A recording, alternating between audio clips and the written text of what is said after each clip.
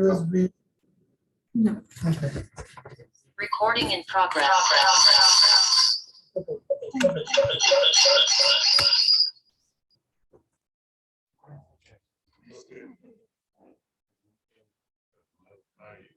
Pretty good, Judge. Going a little bit crazy for the.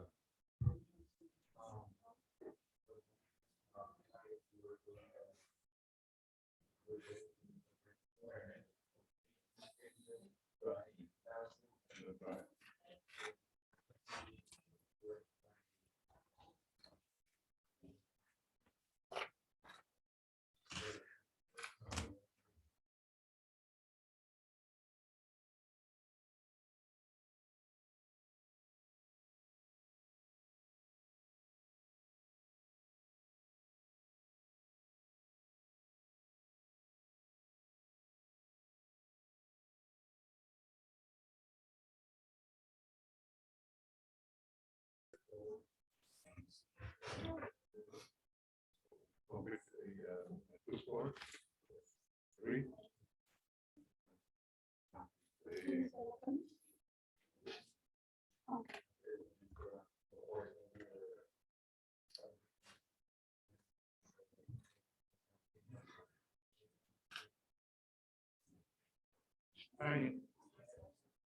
Thank you.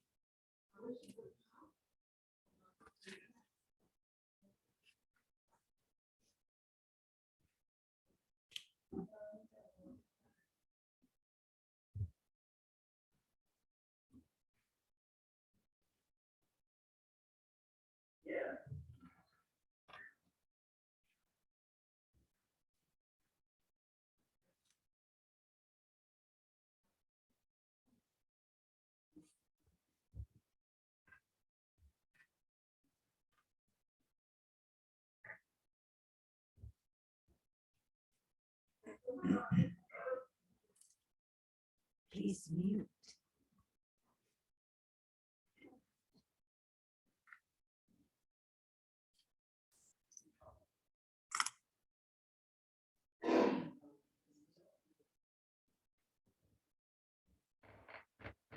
Yes. Good afternoon, board members, college staff, and guests. The time is 6 p.m. on this, the 28th day of April 2022, and I call this meeting of the Laredo College Board of Trustees to order. I'll ask Mr. Delgado to say the prayer, and Judge Martinez, the Pledge of Allegiance, please. Please stand.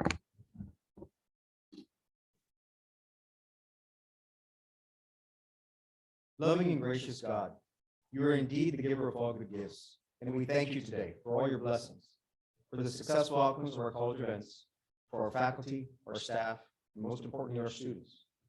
We ask that you bless them abundantly as we continue to seek your wisdom, your guidance, your courage, and your strength. Be with us in our deliberations and help us to be wise in the decisions that we make for the good of all those who have placed their trust and, most importantly, their confidence in our leadership. Grant us the insight to lead with integrity so that our decisions may reflect what is right and what is good. Keep us from short-sightedness and pettiness. Help us to make decisions that are for the good of all those who guard us from blind self-interest. Dear Lord, grant us the humility to always seek your will in all that we do and all that we say. Amen. I pledge allegiance to the flag of the United States of America and to the republic for which it stands, one nation, under God, indivisible, with liberty and justice for all. Thank you. Thank you, gentlemen. Ms. Levin Ramos, can you please call roll? Yes, ma'am. Lupita Cepeda, Present. Jorge J.D. Delgado, Present. Jackie Levin Ramos present, Cynthia Mares, absent. Mercurio Martinez Jr., Present. Dr. Henry Carranza, Esteban Rangel, Present. Karina Elizondo, Present. Tita Cantuvena. On the phone, right? She's on the phone. She's present. You have a quorum. Thank you. Next time we have is approval of the minutes of the regular board meeting of March 31st, 2022, special board meeting of April 4th, 2022, special board meeting of April 5th, 2022, special board meeting of April 6th, 2022, and special board meeting of April 7th, 2022. I have some discussion, Madam. On the meeting, on the minutes? Okay. The chair recognizes Ms. Elizondo. Okay, first, I have a question to our legal counsel. as we just call roll right now, it is noted that people, whenever they connect via phone, they are present, correct? Board members that appear by telephone are present.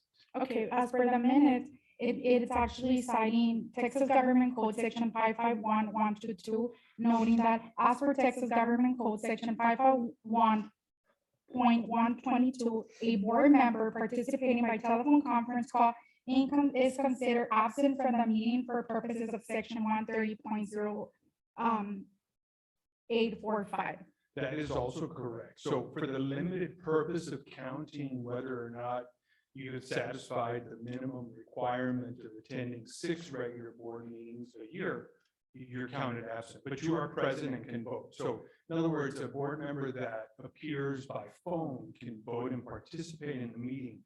But when it comes to counting whether or not you're absent in that section of the education code, you're considered absent. Okay. And also, can you further elaborate on section 551.127 pertaining to video conference? I know I have requested an item on the agenda and it was not listed, but I think it's appropriate at this point since we are counting board members absent like myself for March 31st, even though I requested to connect via Zoom. And which is a legal right. And just for the record, this board is the only elected government body in the entire city that's not in compliance with this section. And I don't think it's fair for the rest of the board members, including myself, that we have been counted absent, even though we have not been given the opportunity to connect via conference.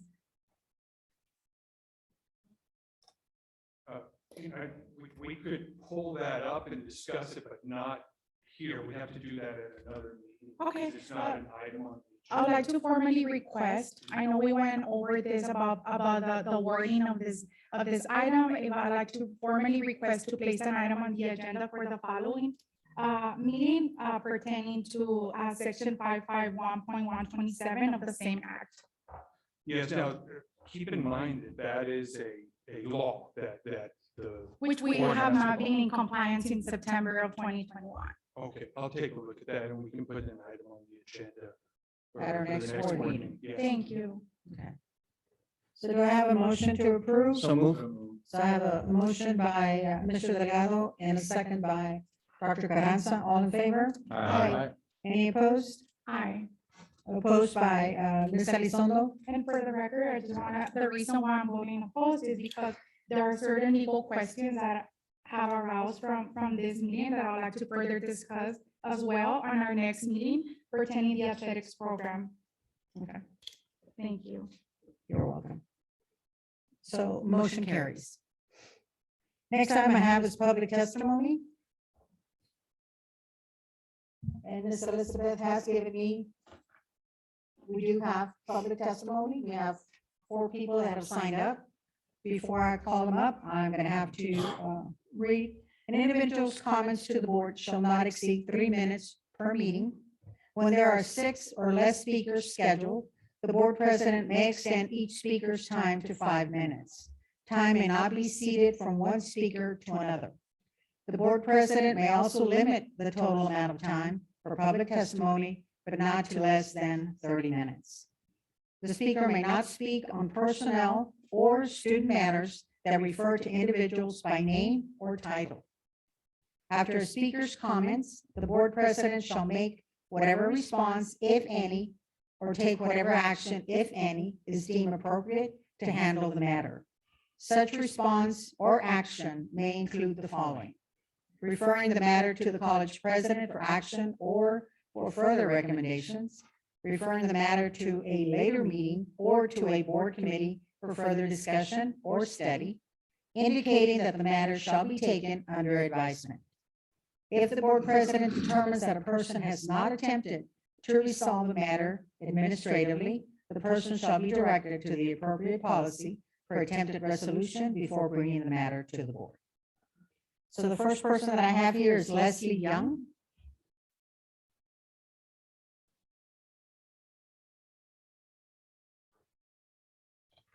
Good evening, distinguished members of the board. My name is Leslie Leibovitz Young. I'm an alumni of Laredo Junior College. I yes, I'm aware that this references my age and dates me, but it is what it is. That being said, I have a great affinity for this institution, and as a member of the community, I take what is offered here with reverence and pride.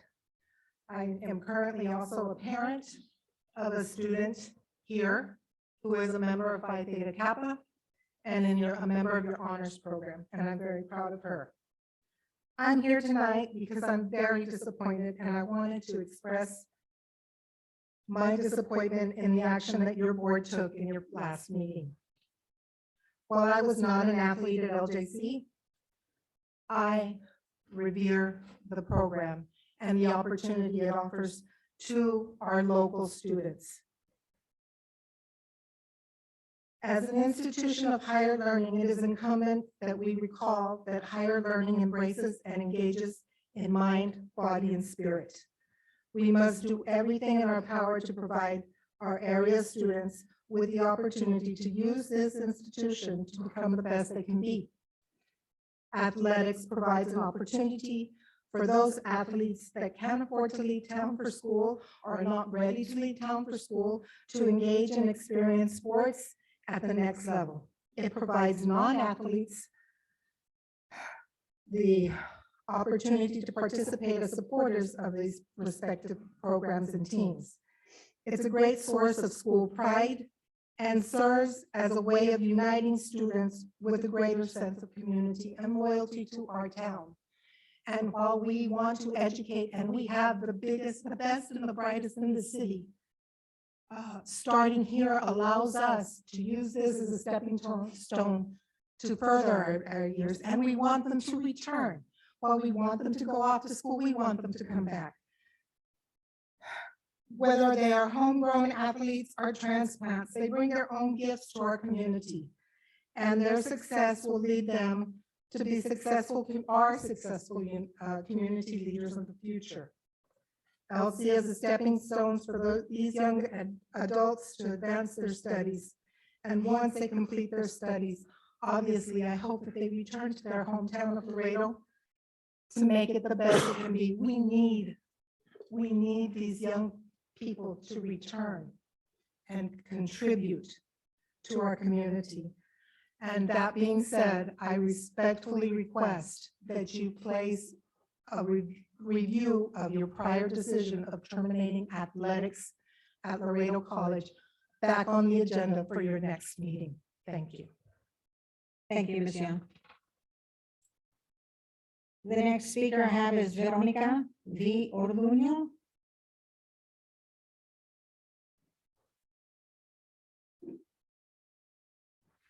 Good afternoon. Thank you for having me. I have to admit, this is my first time that I'm here, but I love walking the breezeways because that's what I would do when I was myself a student here. Many a time spending all my time at the library instead of the casein. Okay, so thank you for having me. The reason I am here is I am the founder of Laredo's largest autism awareness community here. We have Families for Autism Support and Awareness, and my speech had all the names of everybody who I was going to thank, but yes, I heard Ms. Bella that I can't do that. So I want to thank administration definitely for what we did this year is we partnered up with Laredo College South, and we were able to light up the building blue, and everything is still there. Our puzzle pieces are there, and the community was very thankful. Our autistic community is very grateful and thankful for that. And I wanted to thank everybody that came out that night, and definitely your staff, because it did take a village to do what we did at LC South. Another reason I'm here is because we have partnered up with Laredo College, the Health Services Department, and we have this past Saturday, we held our second mock simulation for our kids that have autism. And it's a win-win situation because our kids were able to simulate with the help of your students how it is to go to the doctor or whether EMS comes into their homes. So I want to thank everybody that was involved with that. I also, as a parent, want to tell you that you have great facilities. I was in awe when I walked at Laredo College. I was like, oh my God, I want to go back to school. A little late, you know, I just retired as a teacher of kids that are in the South. So the South is very, very in my heart. I love the kids in the South. Having taught at Cigarroa Middle for 35 years, mathematics, I want my kids to be able to help our children and our adults that have autism. And with the programs that you have there, the OT program, the PT program, you know, the only thing that's missing is our speech therapy, because OT, PT, and speech therapy are what is going to make our children and adults with autism have a better quality of life, because early intervention is key for them. And having 2 out of the 3 programs there at the South is wonderful. So thank you so much. And I encourage you to, you know, whatever they need, please help them. As a member also of their advisory committee, I need to have these programs promoted a little bit more, because it's important to our kids, to our little ones that are diagnosed at 2 or 3 years old for their early intervention. It is important that we have people out there, community, our kids, our own students out there helping our population. So thank you so much for everything. Thank you. Thank you, Mrs. Orduño. Thank you. Esther Firova.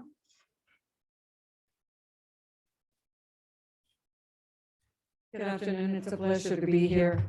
I haven't been back at LC for a long time, but I'm glad to be here for this very important reason. I am here to ask you to please listen to the voice of your students, your community, the constituents, and the taxpayers. As board members, you have a responsibility to make the right choices for your community. We, the voters, uphold you to maintain that integrity, that sincerity, transparency, and that commitment that is prevalent in a successful board. We are here to ask the core of the board, the LC administration, to do the very same thing. LC administration is the backbone of the board, especially when providing the board ad hoc committees and community with budget and finance reports. Reports provided in the last few months have shown inconsistencies or are blank, showing no numbers, inaccurate, and have resource-oriented changes. Distribution of reports change month to month. The board is only as good as the information they receive from the LC administration. Many decisions are made and voted on based on this information. We ask for accountability in this area. We know there is money in the athletic programs. We know this is not an issue. We as taxpayers have done our research, and we have seen from other sources actual revenues LC received in the past years. The state and federal funding and student activity numbers strongly support that there is no financial reason for the elimination of sports. Ironically and sadly, this is the 50th year of the sport athletics program at LC. And this same year, it has been voted to eliminate sports. One board member questioned local recruitments versus international recruitments. Numbers for local athletes recruited in any colleges will always be at a minimum. The talent levels vary, and out-of-town recruits, whether international or from other states, bring a higher level of talent that makes the team compatible in competition. Local recruits strengthen their talent in the mix and enables their capabilities to play at higher levels with a potential continuation in their sports programs at 4-year colleges and being able to complete their education, and many have done so starting at LC. Out-of-town recruits bring in revenue in many forms. The community cares. The community is watching. The community is speaking out. In 4 days, we have collected over 1,000 signatures in the community expressing that they want athletic sports back in LC. Next month, we will bring over 5,000 signatures. And the following month, we will bring over 10,000 signatures. We have been asked to go and get signatures from others. we ask you to let the voice of Laredo, the coaches, athletes, and students and taxpayers be heard. This is the voice of our community. Bring athletics back to LC in 2022. Thank you, Mrs. Fidova. The next speaker is Sapphire L. Young.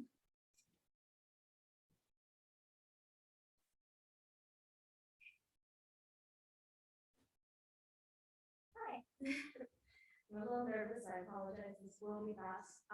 I am Sapphire Young, a first-year student here at Laredo College. I am in the honors program and in Phi Theta Kappa. I am the vice president there. I also am a work study at the Office of Student Life. And in this semester, I've been in student life. I have seen the lack of students wanting to participate in any LC things. And to be honest, I do think maybe it's a cause of COVID, but it's also because we don't have anything to rally around. I think that the athletics, sports, I've grown up with them all my life. I know what they're like. I see the excitement around them whenever we go to high schools. You see the teams shouting, screaming, cursing at each other, praying to win, praying to beat the other team. We don't have that here. What are we going to root for? The nursing program? Yeah, we have a nursing program. Let's go. No, we're not. We're going to say, let's go football team. Let's go soccer team. Let's go softball team. We're going to cheer for them. That's what I think we should have. I really do hope you all come back and discuss this again, because to be honest, we want them back. We'll buy merch. We'll do as needed to get these teams in place again. But please, help us get that step already done. Help us get back into this wonderful part of college life. Thank you. Thank you, Ms. Young. That concludes the public testimony. So I'm going to continue with our board meeting. The next item is recognitions, communications, introductions of personnel, and new personnel actions for the month. The first item is 5A, Laredo College Economic Development Center update. Mr. Michael Gonzalez.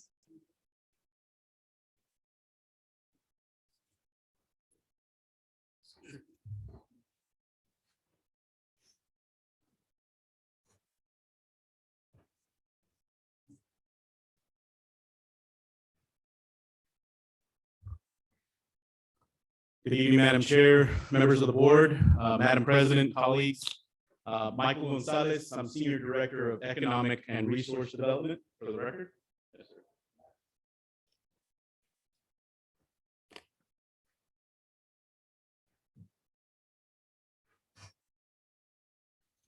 And I just have, I hope that when I come before you, you know that it's going to be with something exciting, a great update, lots of things happening in the world of economic development, which is, I think, a critical advantage that our college has in terms of having an economic development center here on campus. With me, I have our Vice President of Resource Development, Dr. Nora Garza, and our grant coordinator at the Economic Development Center, Mr. Sal Shirafa, with me.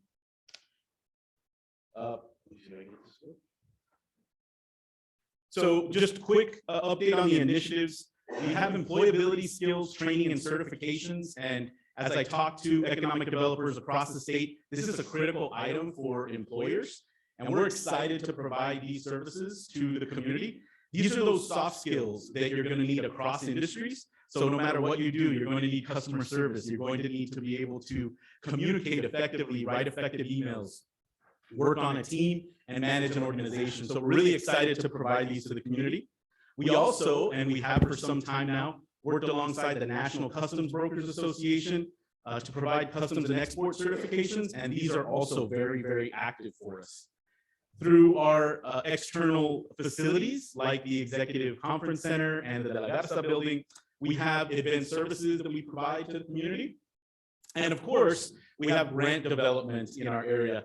including some of the grants that you see here, such as Rio, South Texas, where we're assisting students with their final classes before they graduate, Latino Entrepreneur Academy, which I know we'll talk about in a few minutes, and a number of Texas workforce grants. And we're excited to announce that we have some really amazing grants in the pipeline. One that I'd like to announce to you today is a collaboration that will be coming soon, which will be one with Medline, which is a local industry that we've had for many years. They have over 400 employees, and we're excited to be able to provide them employability skills, as well as some technical skills. So we're excited about that. Briefly, the financials, we've been able to earn, I know that sometimes you'll look into your packets. I want to just clarify, we've been able to earn $4,800 in event services. However, we've also provided event services at no cost to college partners of over $44,000 just year to date. And that's for a number of reasons and a number of events. We also have over $270,000 in grant revenues this year. And that comes from multiple grant sources, including our Laredo Cares program, Rio South Texas, a Union Pacific grant, and a few others. So we're excited about that. And we also have training programs revenue of over $2,400. Realize that is a little bit lower than what normally is there, but that has a lot to do with Laredo Cares, because when you can get that cost covered, more than likely you do that instead of pay for the course. We've had over 350 events in a pandemic restricted year at our Executive Conference Center in De La Garza with over 8,000 attendees. And we have over 260 in our persons, and these are professionals from throughout the community in our employability skills enrollment, and 66 people in the logistics industry taking our certifications that we have in partnership with the National Customs Brokers Association. And last, but certainly not least, I want to share some great news with you. I've been working on this for about a year. There are some in our industry that have worked in the industry their entire careers and are never able to earn this. This is a Certified Economic Developer, or CFD credential. I was able to earn this just last month, and this puts me among a group of just 1,100 certified economic developers worldwide. And so if I was your lead in economic development before, I hope to do that even more now with this certification, affirming all that we do in economic development and our knowledge and mastery of the subject. And in fact, just a few days ago, I think I did pretty well on the exam, because just a few days ago, I got asked to grade next year's exam. So I'm excited to do that as well. And I wanted to share that with you today. This is the CFD certification that we have. And so just really excited about this, what it does for our college in terms of our Economic Development Center, and what it'll open the door for in the future, particularly our opportunity to become an accredited economic development organization, which I'm excited to be able to do. But none of this happens with just one person. It's very much a team effort from our leadership all the way down to every single person in the Economic Development Center and our partners from across the college. So I just wanted to share this update with you to let you know all of the great things that are happening in the Economic Development Center, and share this little accomplishment with you that I've been able to attain. So thank you for your time. I appreciate it. Thank you. Thank you. Congratulations.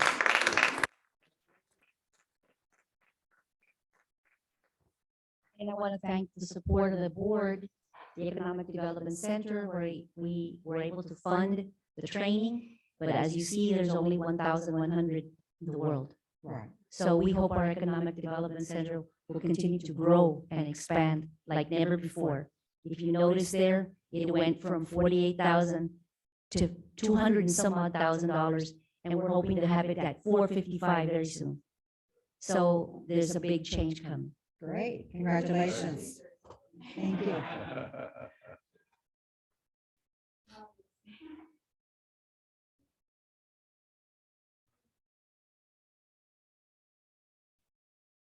Thank you. And the next item Is a Latina Entrepreneurship Academy and Empowered event update. Dr. Nora Argaza. Yes, as I've mentioned before, we received that very small grant, but you're gonna see a video of some of the ladies that we had when we had the different meetings. So the people that are in charge of that, if you will press the right button, the Latino Entrepreneur Academy. It's a 2-minute little clip, but you will see some familiar faces in the community and some very new faces in the community that are interested in starting their own business.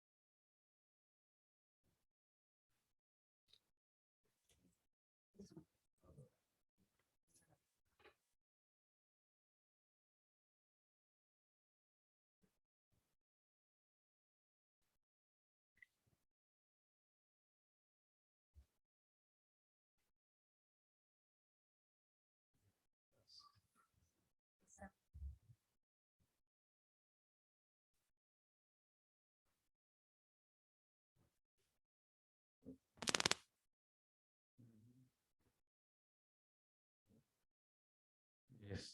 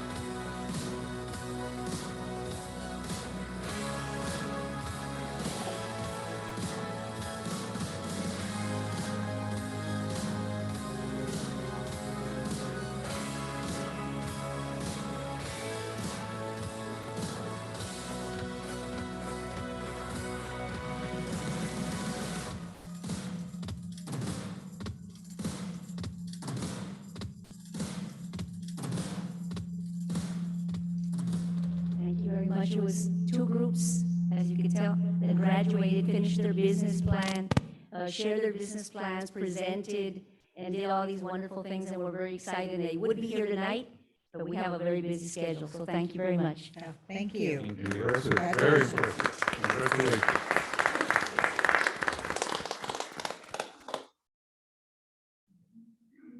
The next item we have is 5C, Associate Degree Nursing Recognition, Dr. Maricela Rodriguez Tijerina and Dr. Diane Miller. Dr. Tijerina, for the record, interim college president. It is with great honor that we're here today to commend our nursing programs because for the 5th year in a row, we have maintained our standard to be the #1 community college nursing program in the state of Texas and 16 in the nation.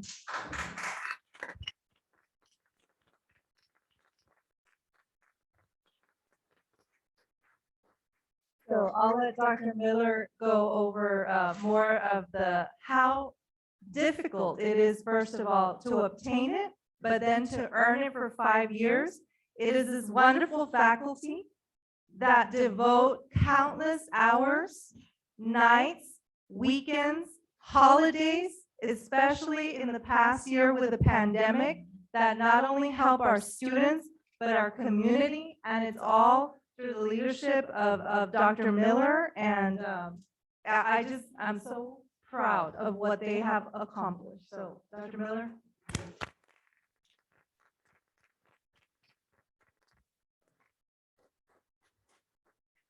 Hello, for the record, my name is Dr. Diana Miller, and I'm the Dean of the Health Sciences, Board of Trustees, Interim President, executives, and audience. I want to recognize one of the excellent programs at Laredo College. Based on the rankings of the National Organization of RN Careers, the ADN program is ranked #1 best ADN nursing school in Texas. This ranking is out of 66 associate degree programs in Texas. Laredo College is tied for #1 out of the 103 associate degree and bachelor degree in science from nursing programs in Texas. In addition, another organization that ranks is called Nursing Process, which for 2022 ranked Laredo College as well as the associate degree nursing program #1 best ADN nursing program in Texas. The ADN nursing program is ranked based on academic quality, including acceptance rate, graduation rate, retention rate, student to faculty ratio, our NCLEX, which is our national examination that all of our nurses must take, for their first time pass rates over 4 years, the affordability of the college, and the nursing school's reputation.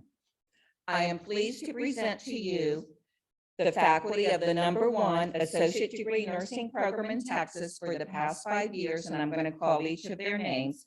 We have Mr. Mark, I'm going to ask them to stand as I call their name and to continue standing. Mr. Michael Martinez with an MSN-RN, and he is the associate degree nursing lead.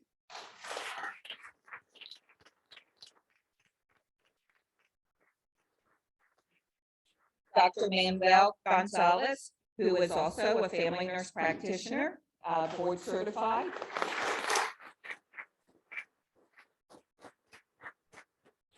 Melissa Guidry, who is also a master's of science and nursing instructor. Mrs. Jane Yo, who also has her MSN.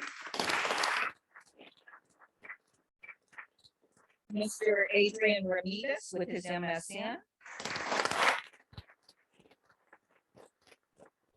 Ms. Eva Villiers, who has an MSN and also a family nurse practitioner certified.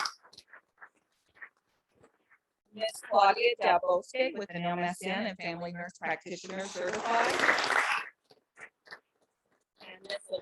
Elizabeth Gloria with her master's of science in nursing as well. They are a great team and they are doing very well with our students and they enjoy teaching, and that's where the heart of it is if you enjoy what you're doing and to see them to go out and the students to develop and to end up working out in our community, you can't ask for anything more. So we appreciate all that you guys have done for us.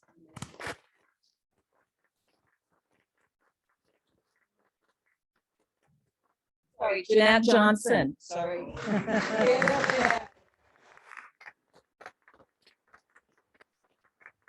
I don't know how she got missed, but we definitely need her. Congratulations, everybody. We're all very proud of all that you do for us. Chair recognizes Mr. Delgado.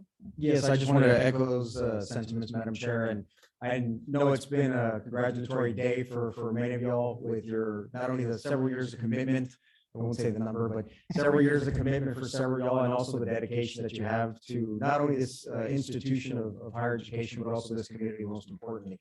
I know getting involved with this college back in 2016, the Allied Health Program was one of the ones that was always the bedrock of this institution, and it shows. It shows in the love and the care and the determination that each and every one of y'all have, especially most importantly to this community, and listening to what this community needs, and most importantly, what this community wants. So from the bottom of my heart, thank you all very much for everything that y'all do. So congratulations again. The chair recognizes Mr. Rangel.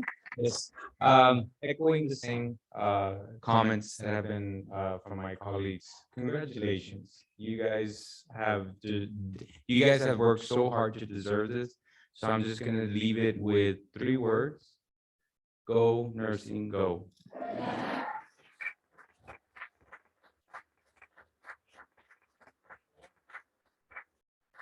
The chair recognizes Dr. Carranza. Yes, I'm real proud of all of you being part of the program meeting. Of course, I'm not going to say what year, well, maybe in the 80s, something like that. But now you're number one. And to be number one, you really have to work your booties off. And I'm real proud of you all. Thank you, and Dr. Miller, of course.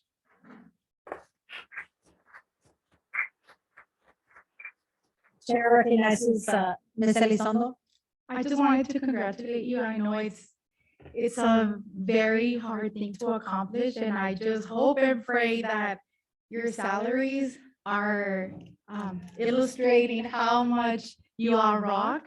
And I mean, faculty and staff bring so much prestige to the college. It's very important to recognize you all, not only verbally, but there is certain compensation associated with every single milestone that you guys achieve. So congratulations. Madam Chair. Chair recognizes Judge Martinez. Let me make this observation. I was very fortunate that I served for 7 years with the Board of Governors of the Laredo Medical Center, Doctors Hospital. And of which, of course, the last year, I was fortunate enough to be the president of that board. Without exception, every single one of the administrative staff of Doctors Hospital were incredibly impressed and at the same time, highly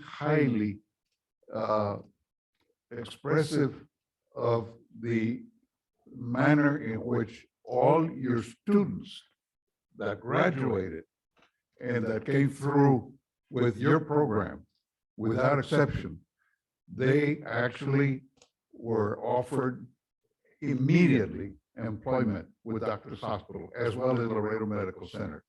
And that, of course, reflects on all of you.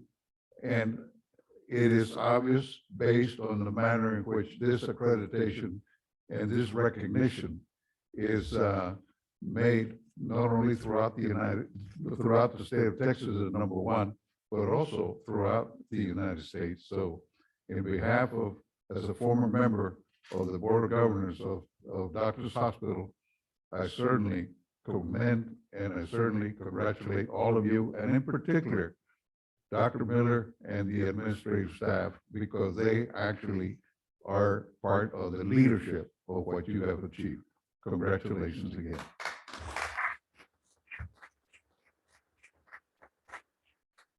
Chair recognizes Mr. Ramos. And ditto. No, I'm just kidding. Congratulations, and I'm left to lead the standing ovation for all of you.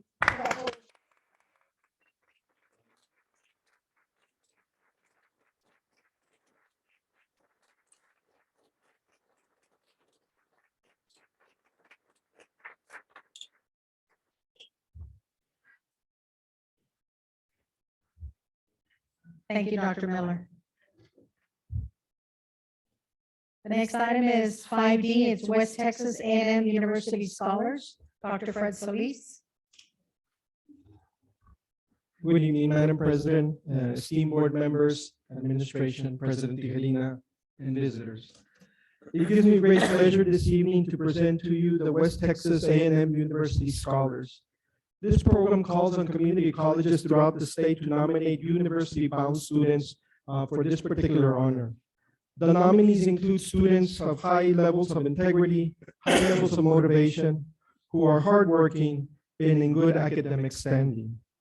This year, the college nominated 5 students who met this criteria, and I will call on their respective sponsors to help me recognize them this evening.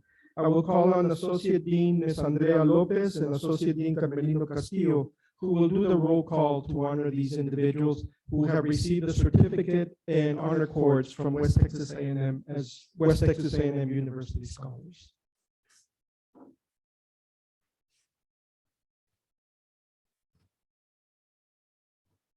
Good evening, board members. Carmelino Castillo, Associate Dean of Student Engagement and Athletics, for the record. With me is also. Hello, good evening. For the record, Andrea Lopez, the Associate Dean of Enrollment Management and Student Success. And for the sake of time, I'll go ahead and read out the names while we pass out, and then at the end, we'll take some time to take some photos with our esteemed scholars for West Texas. I'd like to introduce our first scholar, is Ana Perez Aleman.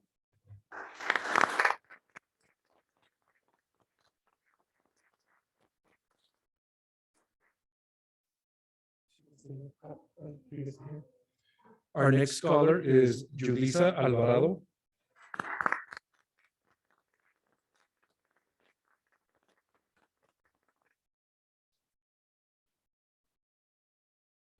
Followed by Ms. Itzel Hinojosa.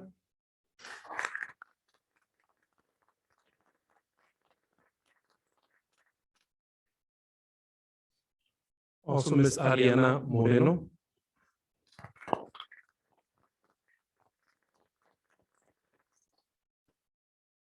And Ms. Fatima Ponce.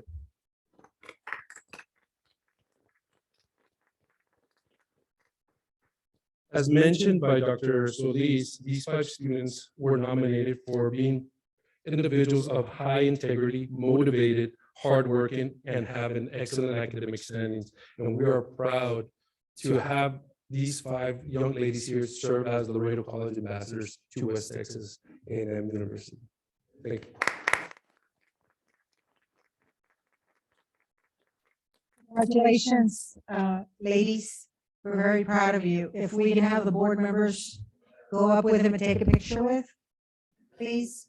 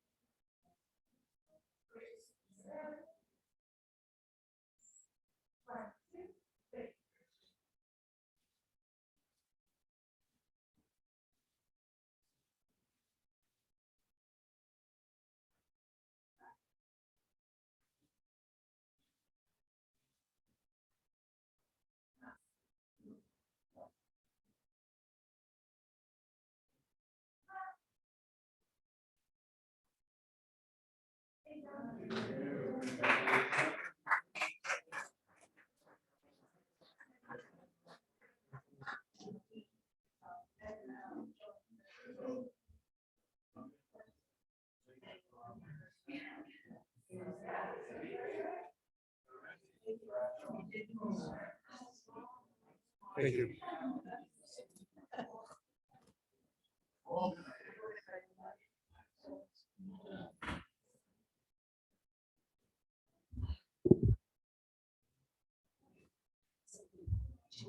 The chair recognizes Ms. Cynthia Maris is present. Thank you, Madam Chair. Sorry. Oh, it's okay. Want to go to the next item, 5E, introduction of personnel actions. Dr. Marisela Rodriguez Tijerina. Dr. Tijerina, for the record, it's my pleasure to announce our new LC, well, some are new hirees, some are promotions. So if they're here, I kindly ask that they stand. Ms. Sandra Montes as an administrative teacher. Mr. Mateo Ramirez is not here with us, but he is our network technician. Ms. Ana Gonzalez will be our lead instructional design specialist. And Mr. Herbert Serna, our new emergency medical service instructor lab coordinator.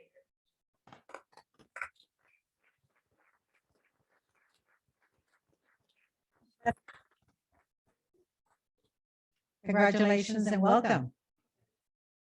That's all? Okay. Yes, ma'am. Chair recognizes Mr. Delgado. Thank you, Madam Chair. Madam Chair, I'm in order. I would like to move up item 9A, which is the approval of resolution recognizing Mr. Martin Villarreal IV, Webb County Chief Appraiser, just to respect the guests that we have here. So I have a motion. Do I have a second? I have a second by Ms. Ramos and Dr. Carranza. All in favor? Aye. Any opposed? Motion carries. Mr. Villarreal, Yes. we get to see you again. Members of the board. Howdy. For the record, Martin Villarreal, I guess I'm back at work again, right? So, first of all, I want to thank Mrs. Miller for the hard work that she's been doing with RN program. Both my daughter and my son-in-law are RNs. They went through the program and they're doing great. And I do know that there is a lot of demand for nurses throughout the state and throughout the nation. And I want to thank the board for supporting Mrs. Miller for the program because it's going to keep evolving. And I would ask the board that you keep supporting the program and keep it at the #1 level in the state, because I think that's awesome to hear that that accomplishment has been done. And I hope it gets to the Laredo Morning Times and to KJNS News because the public needs to know. So anyhow, on that note, board members, thank you once again for the recognition. As you all know, Mrs. Ramos and Mr. Delgado served on the board of directors at the Appraisal District's board. And recently, on March 31st, I retired after 30 years in the Appraisal District. 14 of those years I served as CFO and Chief Appraiser. Now I've been in the profession for 34 years. I basically started as a tax assessor collector's office when Andy Ramos was a judge. And that was a long, long time ago. I served with great individuals, Mr. Vela, Mrs. Stewart, Mr. Flores, who I consider a mentor back in the day. I served under Dr. Lavagina, Dr. Maldonado, Dr. Solis, and now Mrs. Tijerina, right after I retired. So man, all I can say is time flies, guys. I'm still young, I'm 56 years old. I have to confess, I have a new job, but it doesn't pay. I'm actually now a grandfather, and I retired in order to dedicate and help my daughter and my son-in-law with babysitting duties, because they're both working. They got staggered schedules. And what I do is I come in and I babysit for about 12 hours, 3 or 4 days, twice a month, so they can spend time together. Now, I do recognize the hard work that they do. You know, they're nurses. They did have a hard time during the pandemic. Their schedules were hectic. And I know what they go through as RNs, especially now. Now, they both live in Austin, and I admire them and I admire the program, what Mrs. Miller has done, because I think education is important. It's important for our kids and for our community more than anything. So I ask you to continue supporting that program, because that program is going to get our community or give our kids an opportunity to get high-paying jobs. And that's the key. It's good to hear that we got a great program here. So on that note, Judge, thank you. You were a county judge. I actually served under you, and it was a great honor. You came as a trustee, and I've been involved in lot of decision-making here when it comes to the development of the tax rate, our appraised values, things that involve the finance department, especially when you all are working on trying to determine your revenue streams for the upcoming year.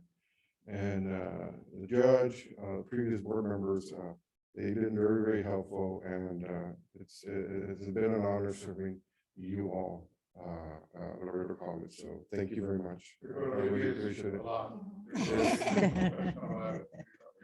I will see you around. I've already gotten calls. People have already offered me jobs, but I told my daughter that I would work with her in taking care of my grandson. So it's been awesome, and I love it. And I'm going to take some time off, kind of recoup. Because I will tell you, the responsibilities and duties that the appraisal district does is significant, and it's not easy, right? Because there's a relationship with what people pay in taxes and the appraised values. However, they're both separate and apart, right? Because the state mandates the appraisal districts to do and develop appraisals. When it comes to the tax component and the determination of the tax, that's up to every local government agency to develop. And it's all dependent on their goods and the services that they want to provide their community that helps them determine what that tax rate is going to be. But they do have an option, and that is they could lower the tax rate or increase it if they need to generate revenues or if they want to return money. And that's really a role and a responsibility that the taxes entities carry. As for the appraisal district, we got a state mandate, and that is appraised property value. So on that note, I ask you to support your appraisal district and the staff. There is a new chief appraiser. His name is Bobby Paraguay. He is not here, but great individual. He is available for you all, and he's here to serve you all, just like I did when I was the chief appraiser. So thank you very much. Katie, thank you. Okay. So on behalf of our Laredo Board of Directors and the Laredo College, we recognize Martin Guerral. Thank you for your leadership as Chief Appraiser for Webb County Appraisal District, Laredo College. Truly appreciate your commitment, dedication, and assistance. Best wishes on your retirement. And we have a plaque for you. Thank you.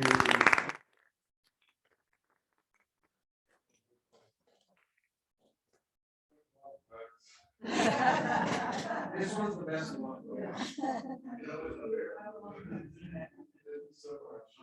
This one has legally, it goes to the dark.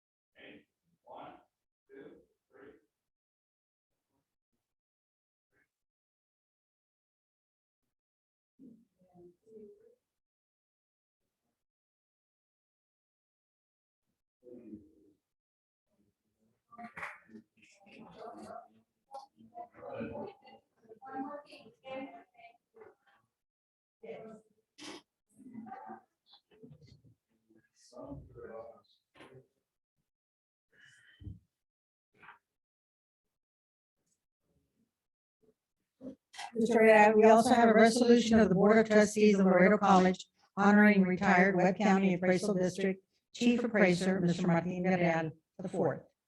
Whereas Laredo College wishes to honor a valued member of the Laredo, Texas community, retired Webb County Appraisal District Chief Appraiser, Mr. Martin Guerral IV. Whereas Mr. Martin Guerral IV began his career with the Webb County Appraisal District on March 1992 in various capacities, which include appraiser in the real property and personal property department, business finance officer, and finally, chief appraiser since 2007.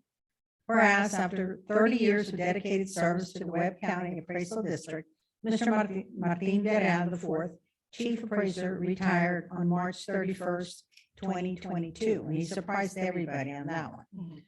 Whereas throughout his tenure as Webb County Appraisal District Chief Appraiser, Mr. Martin Villarreal IV has served the taxpayers of Webb County with outstanding leadership and professionalism.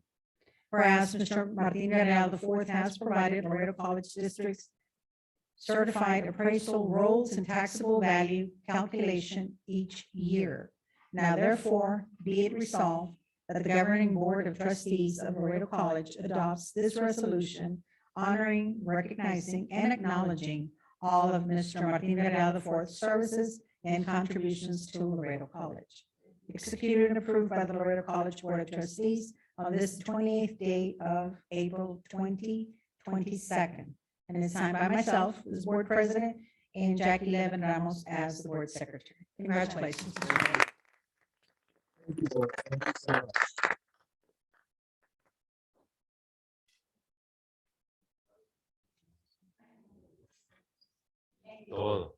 Todo shebang, you all have to be Thank you. Thank you. Thank you. Thank you. Thank you.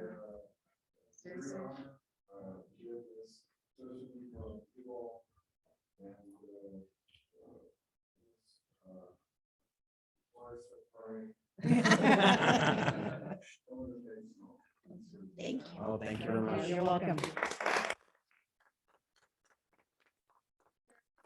Ms. Ramos? Mr. Villarreal, before you leave, I do want to acknowledge your wife, Ms. Villarreal. Thank you for putting up with us and for allowing him to be the best person he could be for our entities, because it takes a lot of work. And I learned a lot from Mr. Villarreal, and it was great to be a good colleague. I consider him a colleague, and don't erase our numbers because we still need to call you.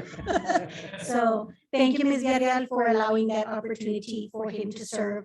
And for the record, Webb County Appraisal District is not part of Webb County. I always want to mention that because I think it's really important to know that it's an entity that stands on its own, and it has a board of directors that we serve under, representation from all of the entities. So, Mr. Villarreal, once again, thank you. It was an honor serving with you as one of the board members, and don't forget us. Thank you. Chair recognizes, thank you. No. Chair recognizes Mr. Delgado. Mr. Ariel, just before you go, and Mr. Ariel, if you get tired of him for any reason, feel free to kick him back. We'll find something for him to do. But I do want to thank you. I know I have a short time there. At first, I thought you were leaving because I was going in there for a second. I thought it was me, it wasn't you. But no, but honestly, I know we've spoken for the past several years, especially since became honored to be in the position that I'm in today. And I thank you for the leadership and the foundation that you built there at WebCat. I think, visiting and learning more and more as far as the intricacies that are involved in the appraisal district. And it shows everything that you've done with every single individual that's there, including Mr. Paraguay, who is an encyclopedia for any question I may have, especially over these past few weeks. So I thank you for your commitment, your dedication to WebCat, and WebCat's going to do great. And again, if you get tired, just kick them back. But enjoy babysitting duties. Yes, that's a lot of work. It's a lot of work. You're gonna be busy. Most definitely. Yes, definitely. Thank you. Thank you. And I'm still around. If y'all have any questions, y'all need any consulting, I'll be available for free. And y'all need me to just provide you an insight or any information regarding the topic. Thank you. Thank you, sir. Take care. and God bless you.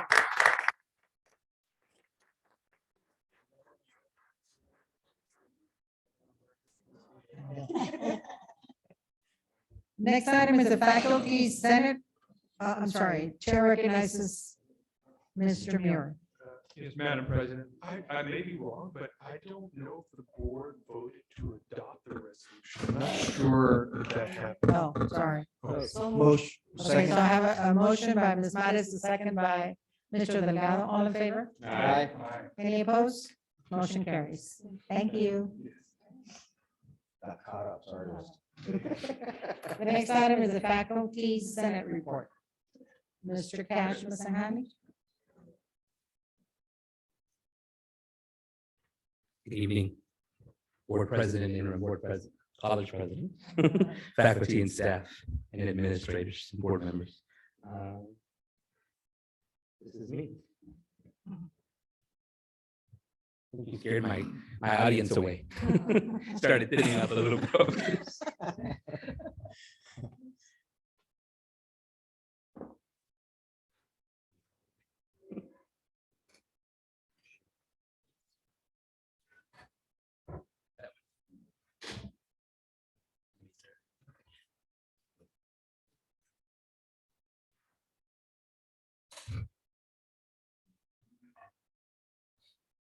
For the record, my name is Prakash Mansakani, and I'm the president of the Faculty Assembly here at Laredo College. I won't go through all my titles, but you can run through them on your screens. But my main other role is being an associate professor of government here at Laredo College. I have to do a couple of updates for the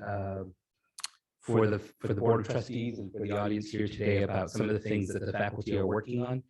Some of them we got into at the Student Success Committee on Monday, and so I'll talk briefly about those so that the full board kind of has an idea of some of the things that we went into there. One note on the presidential search. I've been meeting with faculty throughout the last couple, I would say, months to talk about the important qualities that the faculty is looking for in the candidate for president as the SO finalist. So I know that is a decision that the board will at some point have to make. And so I certainly wanted to share the opinions of the faculty on that issue so you can see that we are looking for someone, and I speak for the faculty when I say that supports the college's mission and vision, somebody who is who will value all of the stakeholders, our students, our faculty, our staff, our administration, and our community. We're looking for someone who has experience in the classroom teaching and a proven track record of student success, a champion of academia, an innovator, particularly in technology, and the new and emerging field of teaching, and a candidate that is flexible, compassionate, and committed. And one of the most important things I want to say here today is that no matter whom the board chooses as Faculty Senate president and assembly president, I look forward to working with whoever that candidate will be and count on me and our faculty that I represent to support that candidate, to make that candidate successful. If you look at the record for the last 10 or so many years that I've served as a representative of the faculty, I have always stood in support of our president, no matter what that president was facing, because it's so important to me that the ship not fail. And you'll find me with every president, supporting them in our mission, because the boat will fail if we don't, the ship will fail if we don't support that leader, whoever that leader might be. So I am all in support of whomever you choose. Certainly some of the qualities that we share today are what faculty are looking for, and I thought it was very important to share those ideas as the decision comes to a fruition soon. I do want to give you all a quick update on the Faculty Senate elections. You may recall about a month ago when I reported, we had a number of candidates that were up for election, which, as we reported, was a very interesting development, considering we had had issues in the past with participation in our faculty assembly, and we now have so many candidates that are running. It's very exciting. I do want to mention who the winners were. You can see that the candidates were there with Ms. Victoria Rodriguez, who's a professor of English, and Mr. Cesar Santos, who's a professor of mathematics. And so our winner in that particular race for vice president will continue to be Ms. Vicky Rodriguez, and I did wanted to recognize her for just a moment as the person who will continue to serve as our vice president.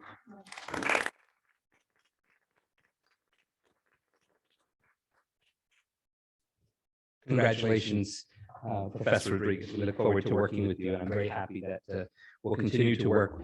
One of the things is the pandemic, and that put a derailment into a lot of our plans. And so now we're looking forward to restarting some of those plans and getting to the work of our faculty senate and our faculty. Some of the candidates who won for the at-large positions, they're not here with us today, but I do want to recognize them anyway. And that is Ms. Amy Argugio, who's a professor of English, Mr. Ever Lopez, who's a professor of history in my department that I work in, social and behavioral sciences, and Mr. Manuel Ramirez, who is a representative of the allied health departments. And those are the winners for what we call our at-large positions. I do want to mention some of the proposals that have, this is the first time we had a constitutional referendum in the faculty senate. It was a goal of mine to update that constitution, and really any organization needs to be updated as it goes. Some of them were simple updates like Laredo Community College to Laredo College, but others were more substantive. Like, for example, there were things about just not the name change, but adding in some new departments. And I'm so excited to get in more people into the faculty assembly. And so we're adding the Homeland Security and cosmetology areas, overdue a little bit, but the Constitution needed that updating. We're certainly removing certain requirements that impede participation, like certainly tenure requirements sometimes are important, but if they're necessary, it's okay to waive those to increase participation.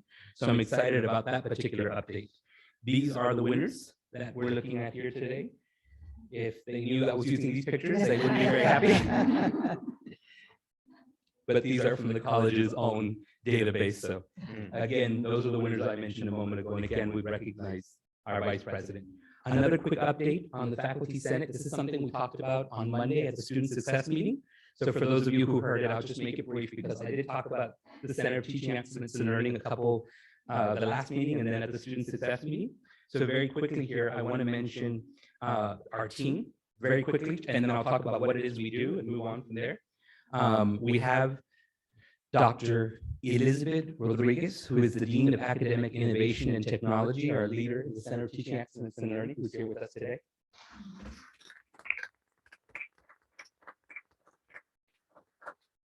We also have another dean, Dr. Veronica Martinez, who also is involved with our organization as well.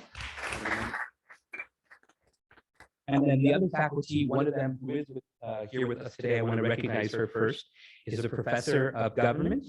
Her name is Ms. Michelle Pettis, who's here today as well. And then very quickly, we have Ms. Lourdes Gutierrez, who's a professor of psychology, Ms. Linda Ramirez, who's a professor of business, and in a moment, I'll talk about Dr. Orlando Patricio, who's a professor of physics, and then on the lead faculty member, Professor Mansinghani. Very quickly, what is it that we do? We did a little clapping for some of these faculty, wondering what is it we're clapping for. After the pandemic, it certainly became clear to us, and I said this on Monday, and I'll start with this when I talk about the center. Ms. Maris and President Cepeda will remember I talked about as the learner evolves, meaning that the person we're teaching is changing every year, so too must the pedagogy. Therefore, the strategies we use cannot continue to be the same. And so at the Center of Teaching Excellence and Learning, what we strive to do is to create a culture, a community really of faculty and staff that are working to improve our teaching strategies, to find the best practices all across the nation and even across the world to increase student learning outputs. And I would be remiss if I didn't mention the founding or the founder of this particular Center of Teaching Excellence and Learning, who really is a pioneer in this area, which is our president, Dr. Maricela Rodriguez-Tequina as well. If I will. And I just wanted to give you a quick insight into what we're doing so that you can see how we're beginning to address the many needs that that students have. And that, and I will say one thing that I mentioned to the student success team. The reason the center is so important is because, as I mentioned on Monday, a lot of our faculty are not necessarily trained in the art of pedagogy or in the art of instruction, right? They are content experts. Many of them taught in the high school, so they have that certification. And so we want to fill those gaps and make ourselves better. And I tell my faculty, our faculty really, what better of a way to do this than to do this together, to embark upon a journey to make all of us better and the institution better. So just a couple ideas. We're not going to get into all of this because I've already talked about these. The topics in the middle are things we've already, I'm creating with the other faculty workshops. And I just wanted to give you an idea of what are some of our future strategies going to include. We're creating workshops to address the following needs, which include teaching to Generation Z learners, because they are a very different cadre of students who do not and cannot learn the exact same way we did. And so we have to be cognizant of that. They may be very good at technology, but unfortunately that use of technology doesn't always translate to productivity like Excel and Word and PDFs, but it does translate to TikTok. So how do we meet them where they are and then bring them over where we need them so that maybe we too can gain something in the process? The other one is addressing different styles of learning. Sometimes we think only how we were taught or how we learned. So how can we address the needs of the different type of student that exists today?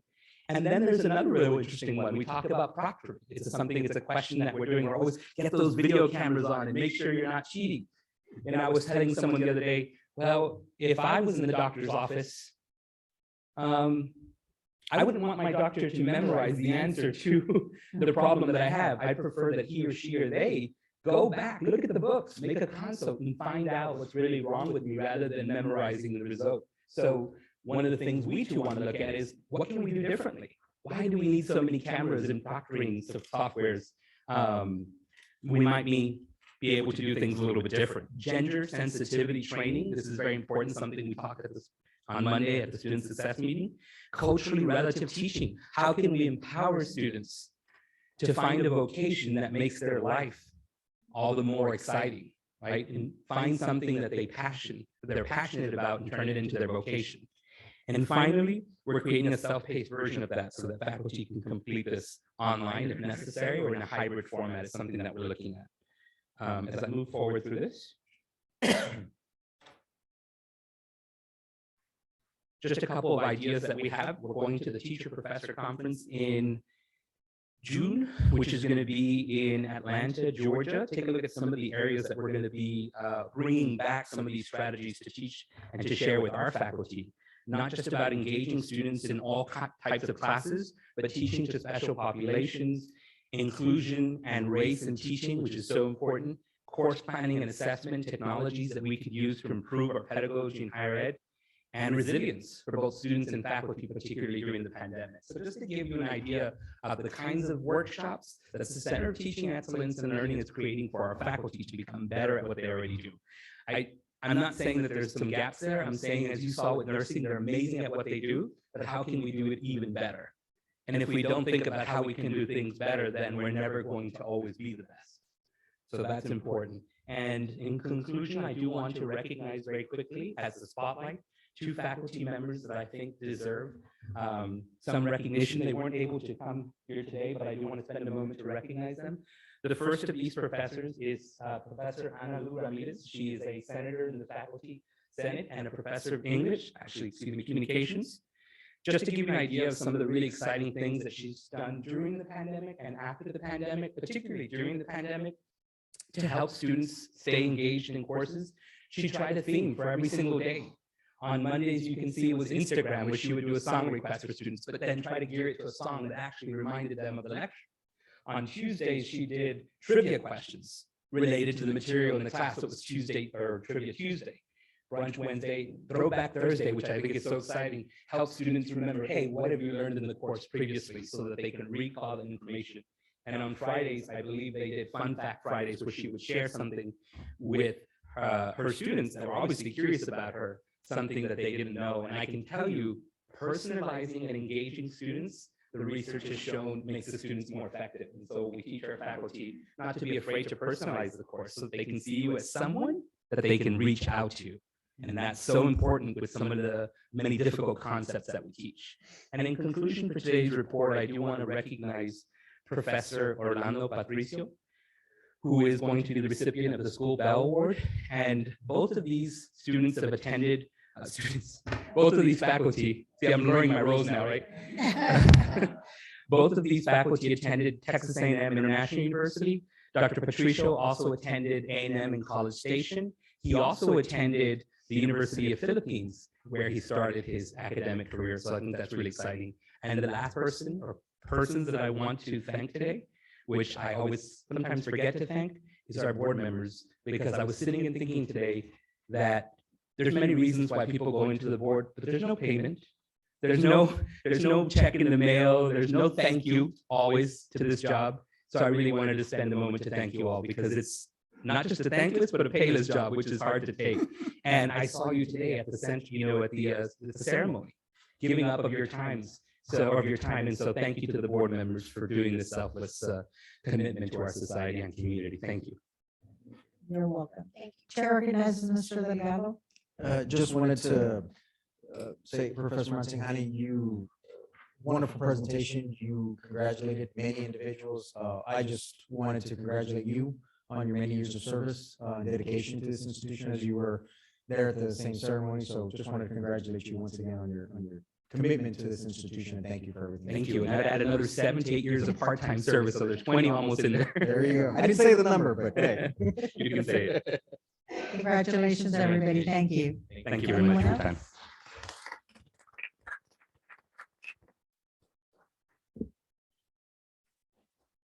The next item we have is Associated Student Organization Report. Fatima Ponce.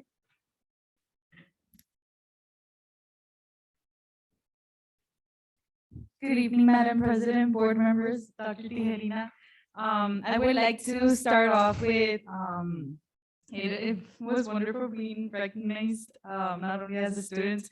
I did not expect to get the scholar, but thank you all.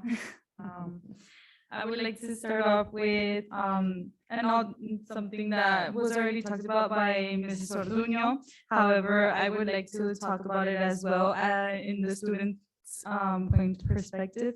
The first one is the autism mock healthcare setting events that took place on April 23rd, 2022 from 1 to 3.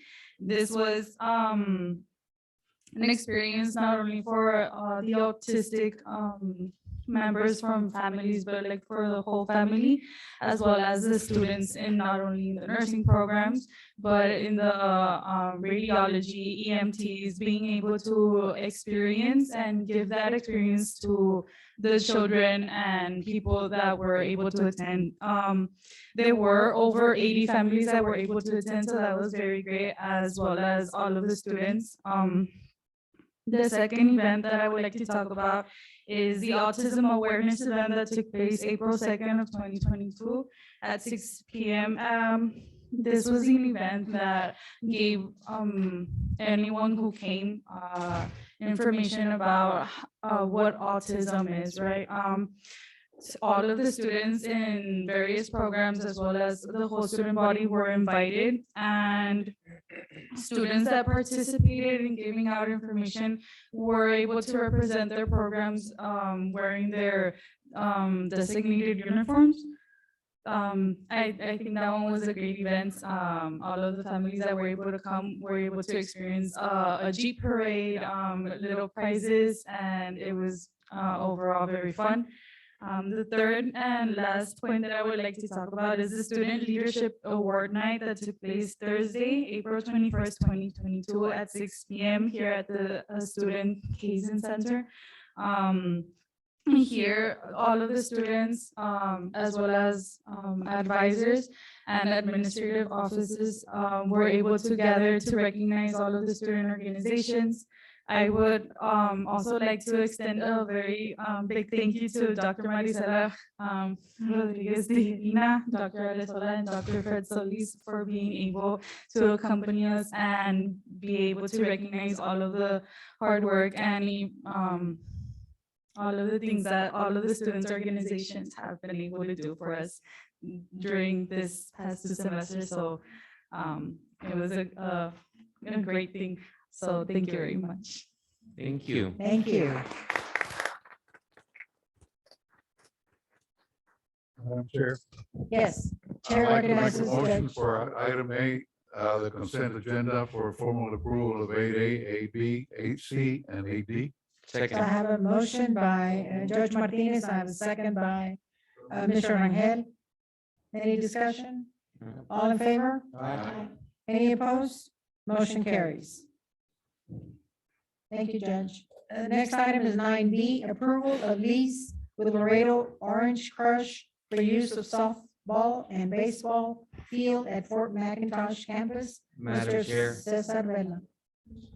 Madam Chair, The chair recognizes Mr. Rangel. these were all discussed in committee meetings. I'd like to make a motion to approve 9B, 9C, 9D, 9E, 9F, 9H, 9I, except G. Okay, so I have a motion to approve 9B, 9C, 9D, 9E, 9F, 9H, and 9I. I have a motion by Mr. Rangel, and then I have a second by Ms. Mares. Yes. All in favor? Aye. Any opposed? Any opposed? No, ma'am. Motion carries for all those items. Yes. Thank you, Ms. Vela. Thank you, Ms. Vela. Would you like to make a comment, Mr. Vela? Sorry about that. I did not know. I did not, no. So when we left out was 19. Because that one We was have not Mr. there. Villarreal here, who's the vice president of the league for the labor league, Little League. Okay. I don't know if he wants to share some. Good evening, board. My name is Ricardo Villarreal. I am the vice president for Babe Ruth League. We specialize in the Cal Ripken division, which is 4-year-olds all the way to 10-year-olds. There was a problem back with the city back in November, December, headlines, everybody knows what happened. So the city implemented some new rules, and right now, I mean, there's only maybe like 2 leagues that are able to play. They just started playing, because of paperwork and other stuff that the city requires. We should have started our league back in the end of February, March. So the only thing these kids are allowed to do right now is practice. So we are here to ask, to lease the facilities to us. These kids are dying. I mean, they're eager to get back on the field. They want to play. The only thing we can do right now is practice. And we're here to ask for the fields. We are a nonprofit. We'll pay. We just want to play. They want to play. As far as athletics, I don't think we would interfere with your athletics. If athletics was to come back, we mainly want to play weekends. Athletics comes back, I mean, we're willing to either work with them or back out, back off, whatever, we just want to play. I mean, they want to play. The motion was approved unanimously for them to go ahead, and I want to recognize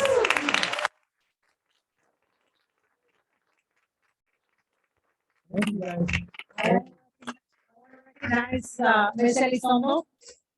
I just wanted to congratulate Coach Guerra. Thank you so much for everything that you do. And Mr. Maldonado, I know you guys work all year. And actually, my question was for Mr. Vela, why is that contract only for 6 months?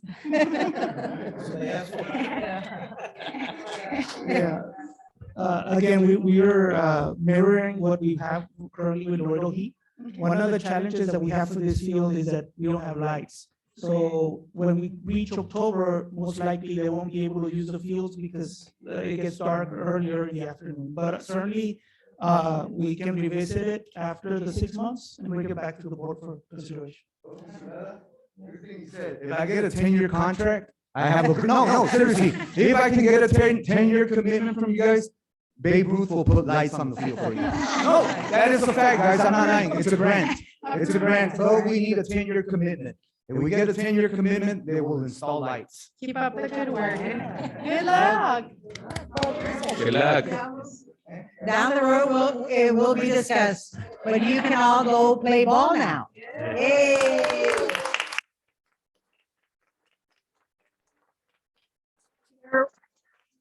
Chair recognizes Dr. Carranza. Dr. Carranza. All right. ¿Queremos hablar si quieres? Está bueno. Tira tu rollo ahí. La petición que estamos haciendo este día es porque nos hace falta campo. Creo que ya está. Ya está aprobado. Pero Ya está aprobado. ellos necesitan de nosotros los voluntarios, los que somos los abuelos, papás, y principalmente yo creo que yo soy el único abuelo, a lo mejor por eso.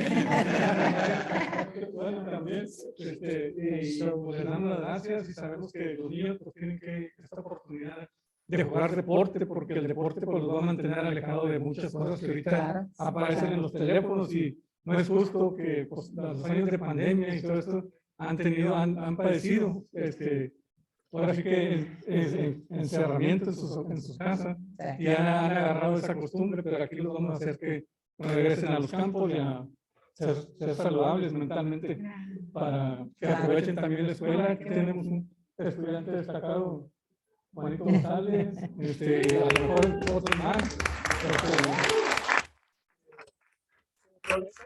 Que aprovechan las enseñanzas de los coaches, que todo es voluntario y pues salen muy bien, salen contentos cada fin de semana, los papás también, disfrutamos mucho de verlos jugar y les agradecemos y que esta petición haya sido aceptada.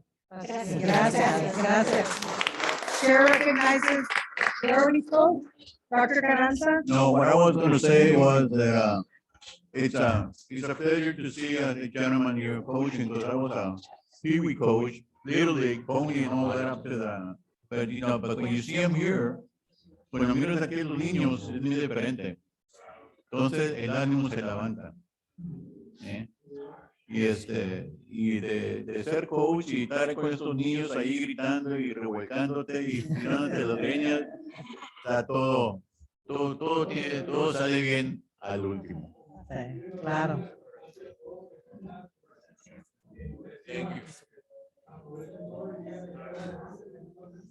Sí. Y lo que vengan al colegio. Sí.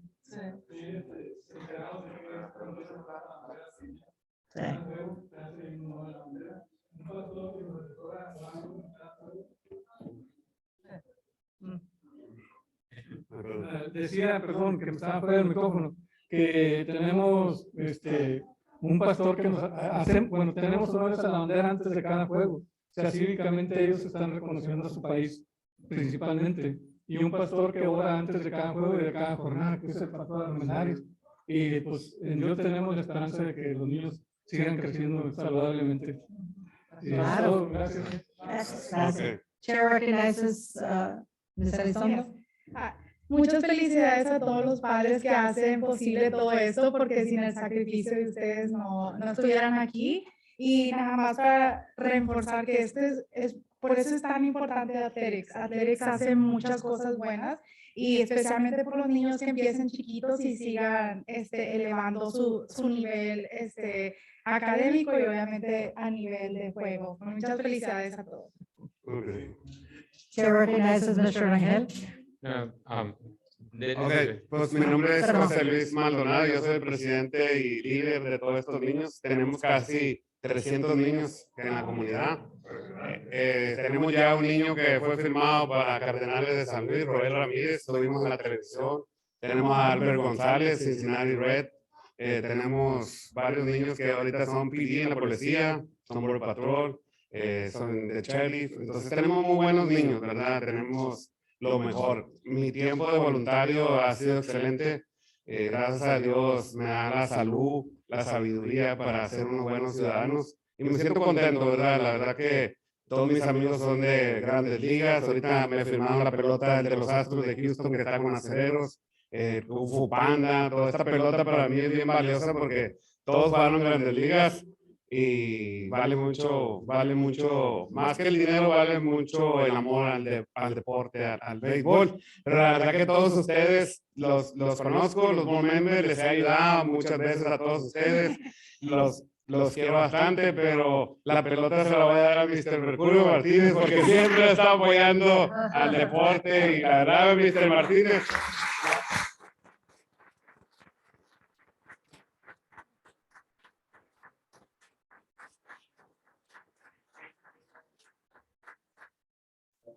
Nada más quiero terminar con esto, Madam Chair.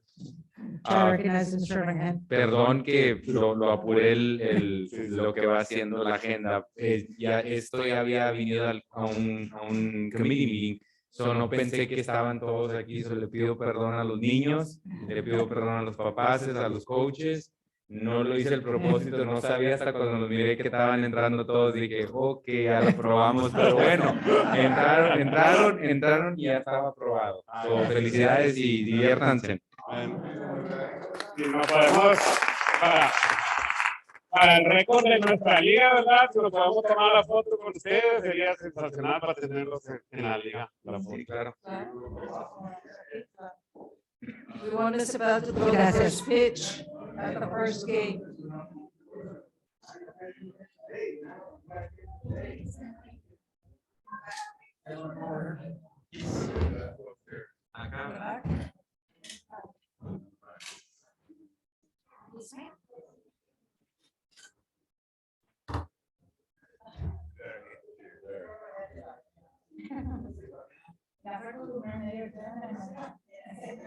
Ahora, porque yo I'm number one.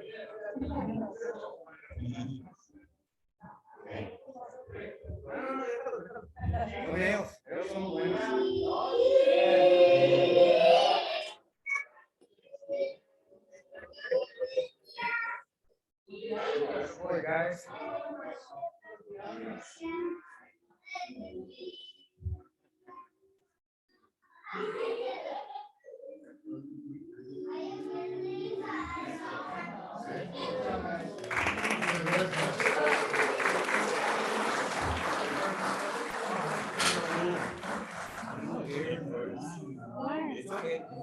¿Una pestaña?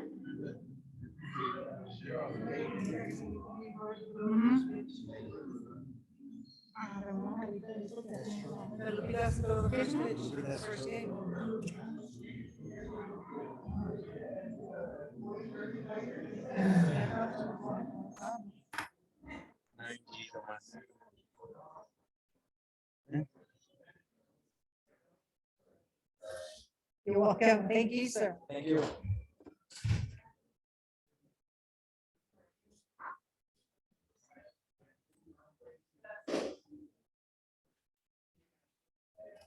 So the next item we have is 9G. Approval of updates on lab fees and student liability insurance fees. Dr. David Ariasola.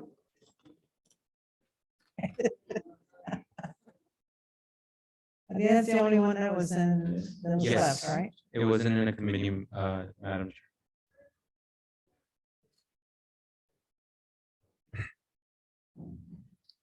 Good evening, members of the board, colleagues. I'm David Arazola, Vice President for interim provost, Vice President for Academic Affairs and Compliance.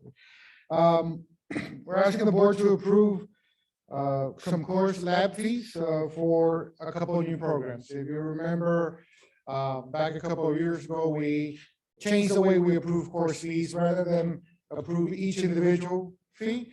We asked the board to approve basically the course rule, right? So these courses, so these are not necessarily new fees. They're new courses that we're adding because of some of the newer programs that we've added, including the Fire Protection and Safety Technology Program, the Emergency Management Program, and the Electronics Technology Program. So these fees are in line with what we already do with the similar courses. And most of the fees are used to pay lab equipment and little things that we need for the student experience. Motion to approve. Second. So I have a motion by Mr. Rangel, I have a second by Mr. Delgado. Any discussion? None heard, all in favor? Aye. Any opposed? Motion carries. Next items are information items. First one is 10A, Student Success Committee Update. Ms. Cynthia Maris. Thank you, Madam Chair, appreciate it. I believe you all got some handouts. Yes, ma'am. And this basically was discussed at our Student Success Committee meeting on Monday. I thank my colleague, Board President, Mr. Pella, for being there with us. Basically, what Prash Mazihani went over, even though he went through it rather quickly, is what is in this particular handout that you have, the one that is designated the instructional update. And in terms of our, the Division of Academic Innovation and Technology Department. They're doing a phenomenal job in striving and trying to stay within the changes that we need to confront as a growing institution and all the issues and topics that are coming forth within our student ranks. So I will not go into too much detail for your perusal. I'm sure if you have any questions, it's detailed and it's very clear what they're doing now. They're trying to get themselves ahead of the ball by, attending trainings and giving our faculty workshops.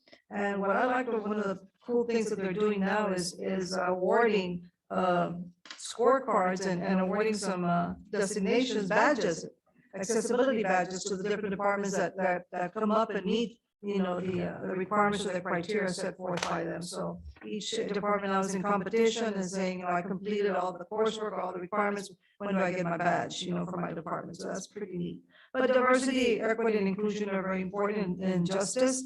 And rest assured, board members, that our staff is handling this, adequately and appropriately. And of course, while a lot of this is still work in progress, I'm very proud of what is being done, and we should all be as well. On the other side of it is the district goals and objectives. Kudos to the counseling center and the special services department and all the teams that have come together to help our students in time of need, whether it be because of, anxiety, depression, homelessness, food insecurities, whatever, domestic sexual abuse. We're covering those bases as best as we can. And again, our staff is trying to stay ahead of all of it by training themselves and training the rest of the faculty. So that in a nutshell, we're moving forward now. I think we're moving down all the points that we decided to embark on when we said that as a student success committee, we needed to keep this board apprised if we're moving forward in our strategic plan. And I definitely think we are on the right course. Of course, it's all a work in progress. There's more news to come. Thank you. Thank you, Ms. Vares. Thank you, Ms. Vares. Any discussion? No? Next item is 10B, student activities and future programs, calendar of Laredo College events. Dr. Marisela Rodriguez Tijerina.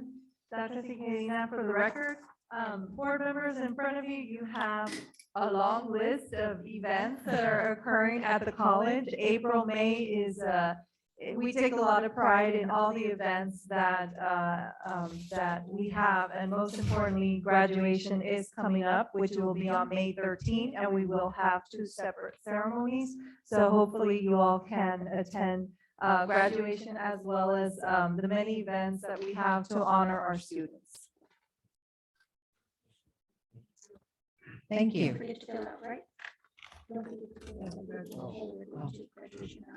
you're attending graduation. So you're attending graduation, please be sure to fill out the little piece of paper that's there with you. Yes. Yes. But be sure to fill it out. Okay. Next item is 10C, enrollment update, Ms. Andrea Lopez. Good evening, Andrea Lopez for the record.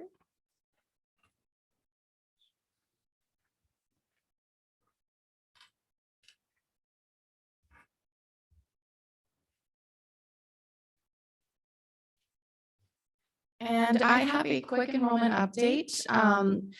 We are approaching the end of the second week of registration for Maymester Summer 1 and Summer 2.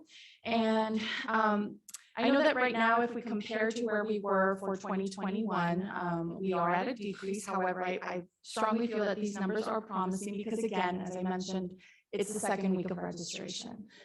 So for Maymester, we currently have 310 students enrolled, and that's a 28% drop from 2021.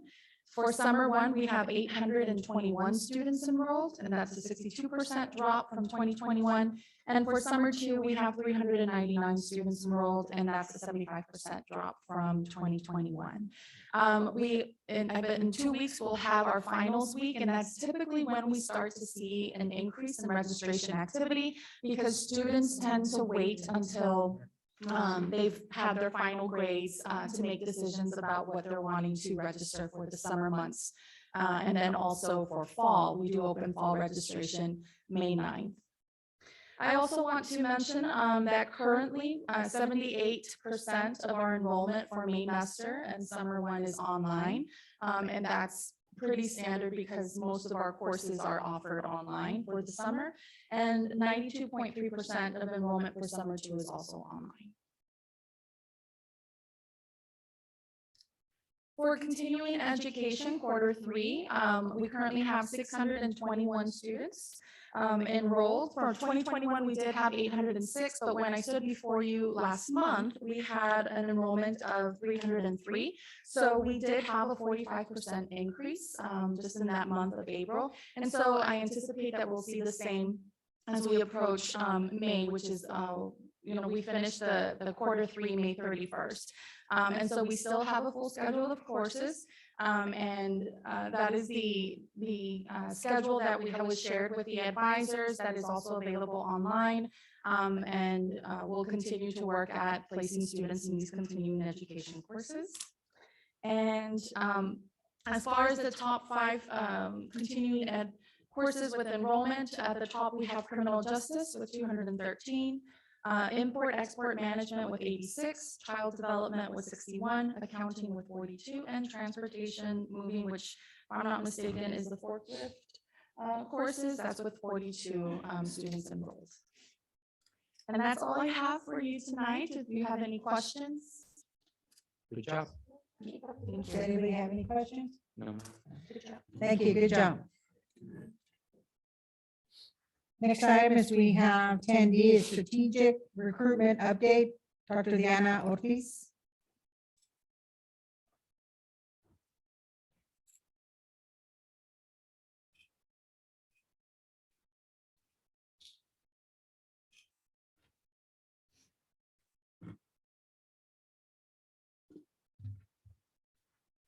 Good evening, Madam President, members of the board, Laredo College President, Dr. Tijerina, members of Laredo College leadership, staff, and community members.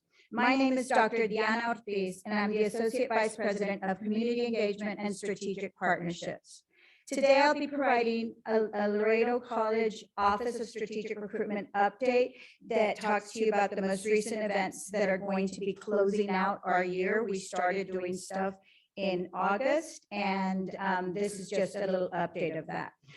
At this time, I'd like to call my recruitment team to join me, those that are here as I begin the presentation. Mr. Eric Carrion, Mr. Luis Carlos Martinez is not able to be here, and of course, Ms. Jacqueline Patino, who have been helping create the awareness, hopefully to add to the enrollment numbers that are down, to maybe start creating some awareness.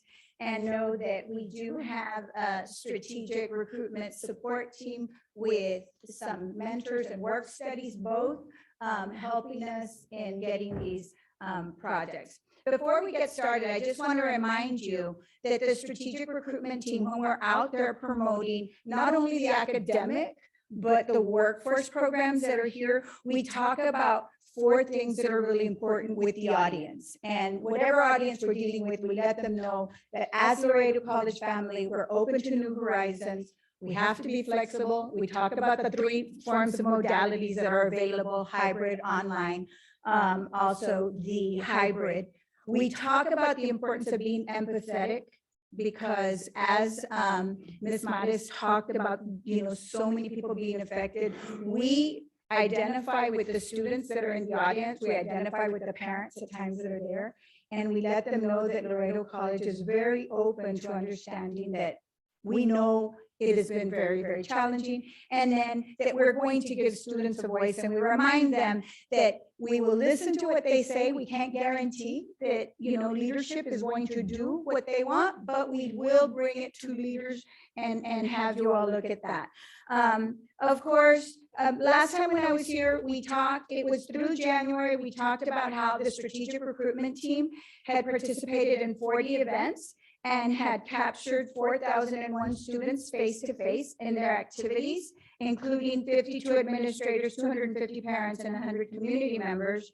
The team, when we got started, we made it our goal to become more informed, and we were talking about that earlier, and the importance of being able to communicate the information, but if you don't have the information, you can't communicate the information. So our team has participated in 16 professional developments since September, 1 on personal growth, which was personal branding, very tied into marketing, the department support, meeting with bookstores, website management, and I'm talking about 30-minute to 40-minute sessions. And then all the program professional developments where we actually had from 1 hour to sometimes 3-hour sessions with different groups.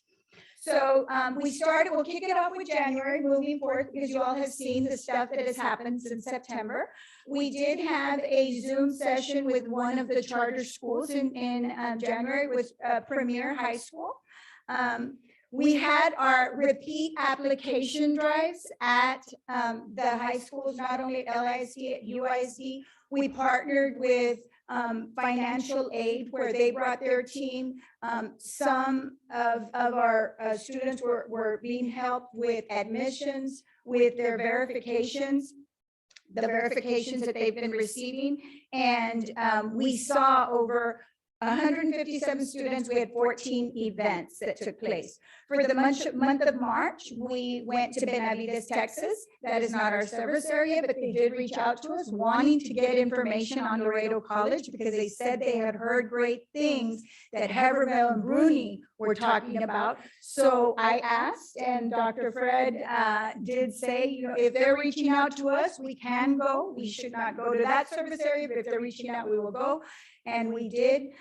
We're really excited about the Laredo EDC Healthcare Advisory System, which is now we're traveling as a team. My team goes, we promote the allied health programs and the nursing programs. So depending on who Dr. Miller has available, we have PTA, OTA, the sonography, the different teams, they come.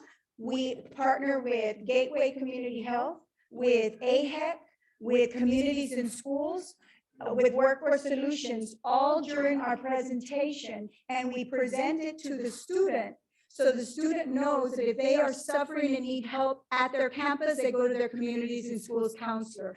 If they need assistance because they've met a certain criteria that Workforce Solutions provides, they can come and get enrolled in the programs. And there's proof that that is happening. And then we had Gateway, the director of Gateway, promoting how Gateway and Laredo Medical, as well as doctors, are hiring these people as quickly as they are being produced and coming out of our programs at Laredo College. We turned around and did a transportation technologies presentation, and you'll see some of these.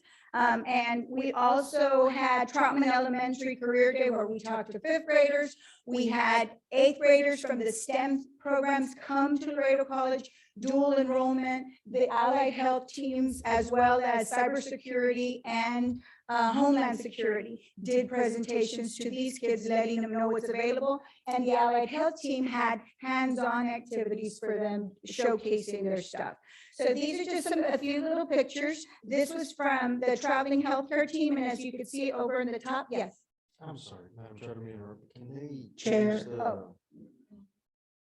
Can't see the PowerPoint. Sorry. There it goes. Okay, Thank you. so the pictures just got started. So this is at Alexander High School where we were traveling with. As you can see up at the top, we have UT Health Education Center promoting their graduate programs. We had Gateway there, we had Workforce, and Ms. Pasan with AHEC. Then we did the transportation technologies presentation where we were actually promoting the automotive technology, auto collision and repair. And then at Nixon, we actually promoted the diesel program as well because of the reception we received at this event. And as you can see, the students immediately following our presentations are very actively engaged in wanting information about these programs. In the future, we are going to be traveling with A1 or TxDOT so the students can make the connection, not because for engineering, but for working on their actual vehicles. So we can have the students make that connection. Here we are at Nixon, and at this point, they did bring the diesel engine mechanics and repair professor to come and join us. And Mr. Heriberto Hernandez has been very, very supportive in having his team come. And they're not really used to this presentation thing, but they got, as you could see, they were very, very comfortable in the pictures that were being showcased. These are the Nixon High School students that were, again, very interested in finding out information about our programs. Here we have workforce fairs similar to what took place in November. This was at Cigarroa, backed by popular demand. They found out that we did 2 of them, one at Alexander and one at LBJ. And Laredo ISD asked us if we could please provide the same thing for their students, which we did. And now they are asking for us to do the traveling healthcare one as well, because they apparently have a division that is focusing on healthcare as well. Here, just a few more pictures. This is us at Martin High School, where we were talking about the healthcare programs there, talking to their magnet students as well as their graduating seniors. This was at our STEM event where we have Mr. Albert Hernandez talking about the dual enrollment programs, because they were 8th graders coming in. So talking about how it's time to start thinking about that. And Tikwani going over cybersecurity and homeland studies with Dr. Bailey. Those are the 8th graders. And then we went to Troutman Elementary, where they were very, very excited about having us be there with them. And all the students just wanted information about what Laredo College was doing, and we let them know we have the academic route where you could start here, transfer anywhere. And we also have a workforce division that can lead to great careers that are currently in high demand. For April, this is our last month that we've been doing most of our activities at the high schools. We do have a few left for May. We've had some career fairs at Hebbronville, where they invited us to go out to do the signings, because they have students, about 20 students coming here. And we're really excited about that, because they're outside of the Laredo immediate area. And we're just excited that they're going to be making their way here. And then, of course, our Palomino roundups for the students. So with that said, I just want to share with you the very last thing that we did. This was at Laredo College, LBJ Healthcare. And as you can see, the students there were very, very interested in all the information being provided. And we're just really proud of all the partnerships we had. And we're hoping, when you look at the numbers on the right-hand side, the students that are hearing this information are applying, and they are getting accepted. To date, this was as a result of the April 12th Laredo College recruitment report, and 1,472 students have already applied and been accepted for the upcoming month, September, so summer session 1, summer session 2, or August 2023. And when you combine that and you look at the ones that the non-dual, and we also at the beginning of the year showcase, and we always promote all the programs, including dual, including workforce, including continuing ed. Right now, the numbers are looking like 2,400 for when you include dual, and this does not include the schools that we did not go to, like San Agustin, because they were not allowing us to go in, and Triumph North, which we did not go to. So I'm sure the numbers are a little bit higher. But with that said, I just want to say very quickly that it doesn't happen alone. We have a very small team, of which I've gone to every event. We've had 76 events, in-person events, since September. We've seen over 5,300 students, of which many of them are repeat students, of course. And we couldn't do it without financial aid, LEAPS, donor relations, continuing ed, the enrollment division, and Heriberto's team joining us to help showcase, and of course, Dr. Miller and her team, making us look like a college that is worth being interested in because of the programs we have. So this is our recruitment team, and I just want to say that we always end our presentations saying to the students that we're talking to, that if their families have suffered or have been affected by the pandemic, that we have programs through adult and continuing ed that can help their families get reskilled or upskilled, and that's basically it. So we're pretty much done for the year, and I just want to know if anybody has questions. This is my team. No questions.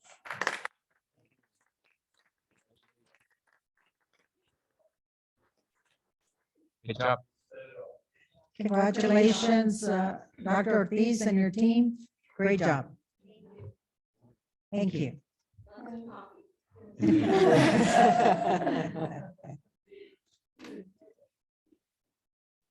The next items I have are executive session, and that's 11A, closed session meeting to discuss the selection of the sole finalist for the position of Laredo College president and to meet with the Laredo College district attorney to receive legal advice relating to the selection process pursuant to Texas Government Code sections 551.071 and 551.074.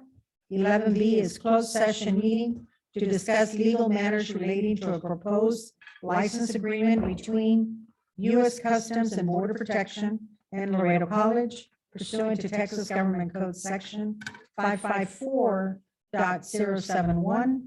11C is discussion concerning complaints initiated by Laredo College District personnel related to employment contract non-renewals pursuant to Texas Government Code sections 551.071 and 551.074.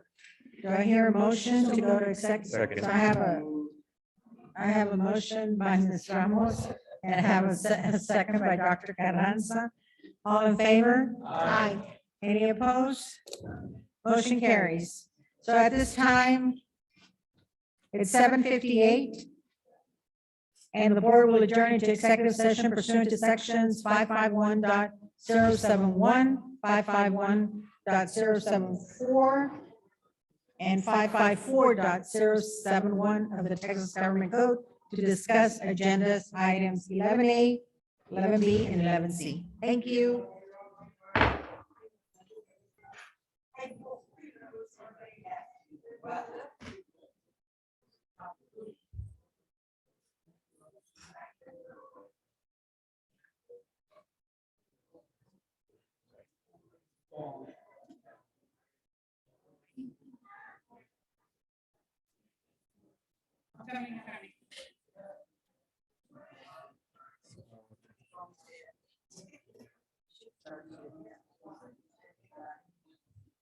Sí, pero de pronto fue.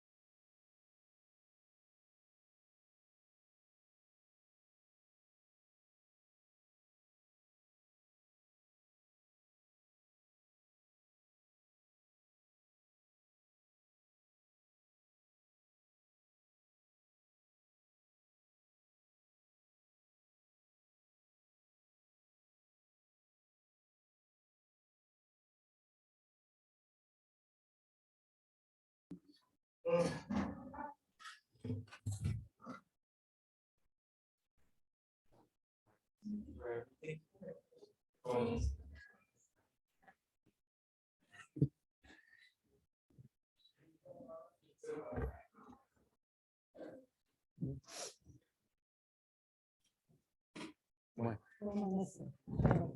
good. Is Ms. Vela back on? Ms. Vela, you there?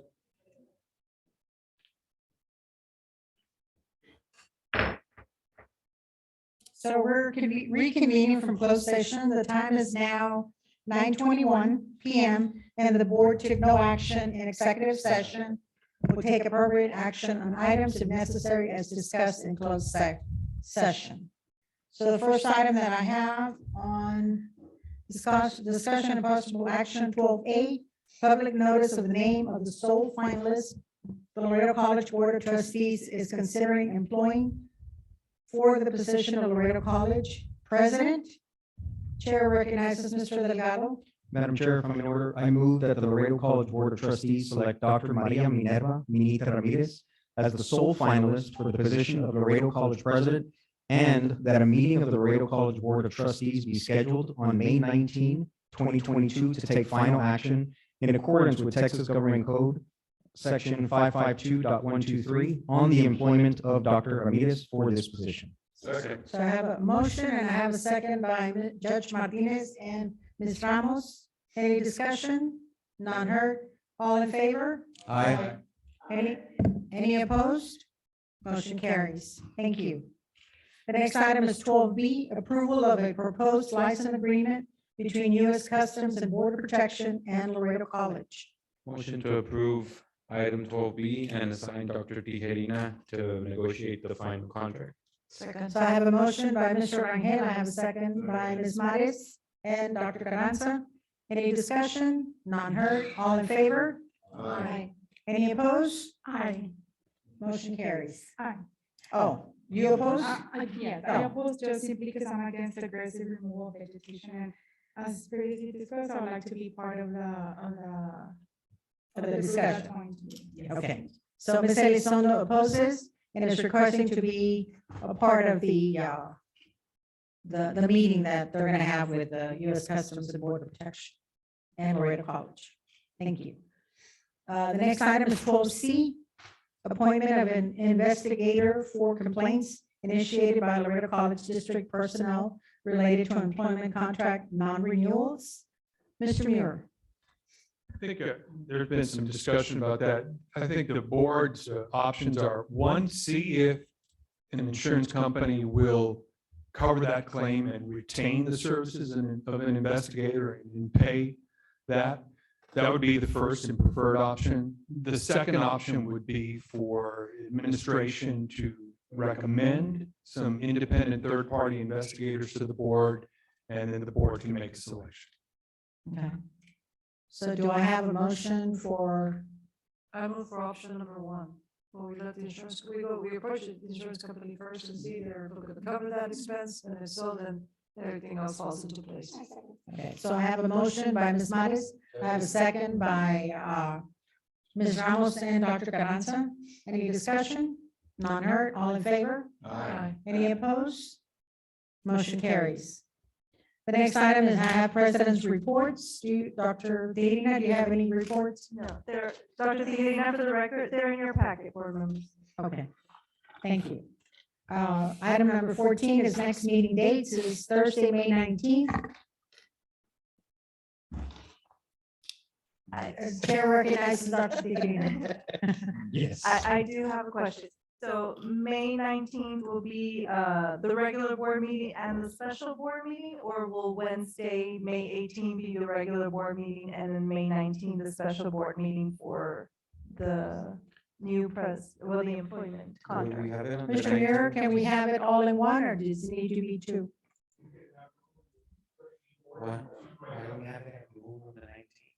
Whatever your preference is, it's up to the board.